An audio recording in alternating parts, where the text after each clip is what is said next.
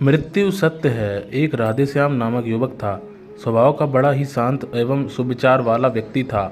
उसका छोटा सा परिवार था जिसमें उसके माता पिता, पत्नी एवं 2 बच्चे थे। सभी से वो बेहद प्यार करता था। इसके अलावा वो कृष्ण भक्त था और सभी पर दया भाव रखता था।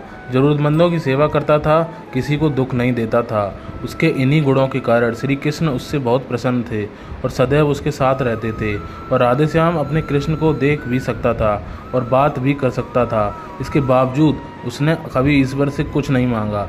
वह बहुत खुश रहता था क्योंकि ईश्वर हमेशा उसके साथ रहते हैं, उसे मार्गदर्शन देते हैं। राधेश्याम भी कृष्ण को अपना मित्र जैसा मानता था और उनसे अपने विचारों को बांटता था।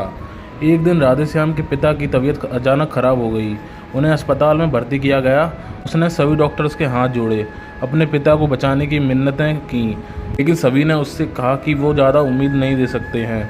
सभी ने उसे भगवान पर भरोसा रखने को कहा।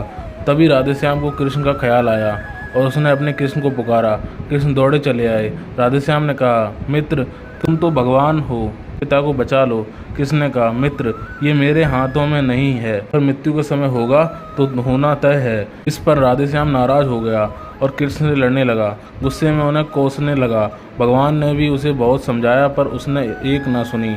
तब भगवान कृष्ण ने उससे कहा, मित्र मैं तुम्हारी मदद कर सकता हूँ, लेकिन इसके लिए तुम्हें एक कार्य करना होगा। राधेश्याम ने तुरंत पूछा, कैसा कार्य? कृष्ण ने कहा, तुम्हें किसी एक घर में मुट्ठी भर ज्वार लानी होगी और ध्यान रखना होगा कि उस परिवार में कभी किसी की मृत्यु ना हुई हो। राधेश्याम झट से वहां बोलकर तलाश में निकल गया। उसने कई दरवाजे खटखटाए। घर में ज्वार होती है, लेकिन ऐसा कोई नहीं होता जिनके परिवार में किसी की मृत्यु ना हुई हो। किसी का पिता, किसी का दादा, किसी का भाई, किसी की माँ, किसी की बहन। 2 दिन तक भटकने के बाद भी राधेश्याम को ऐसा एक भी घर नहीं मिला